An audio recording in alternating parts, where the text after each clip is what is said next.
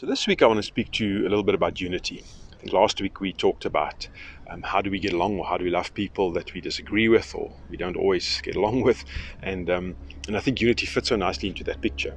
Unity is a word that I don't think we often make the effort to understand. Unity is a word that I presume we can find various definitions for if we go and Google it again, but I think often what we do is we build an understanding of unity, perhaps based on our culture or our upbringing, and something that fits into our lifestyle, something that will be an understanding of how we want it to be. I want to draw you a little picture this morning about, imagine an orchestra. So I don't know if you've ever been to a concert where there's an orchestra playing. So as you walk in and you sit in, all these guys are busy warming up. So there's the person on the violin, and they're busy playing their own little tune, and the guy on the drums is warming up and he's playing his own little tune, and the guy on the trumpet is busy tuning and he's playing his own little tune, and it's just chaos, absolute chaos.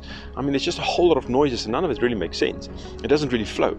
But the moment the conductor walks onto that stage and he gets everyone to start playing together in this beautiful symphony and the harmony of all of that, I mean, that's just amazing. The beautiful sounds when everything plays together. And that's what unity is. It is as we go on and we try and do this thing on our own, and we try and live life on our own, and we try and do it on our own,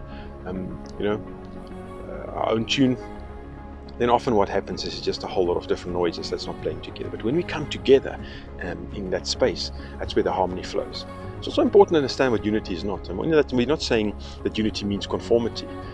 A whole orchestra full of trumpets or just drums or just pianos, that's just not going to be the same harmony. And so this is not about conformity. It's about how do we take the differences we have and how do we make that flow together, and how do we make that work together for the absolute best harmony that we can find. So today, maybe spend a little bit of time and think about that. Think about, what is this harmony for you?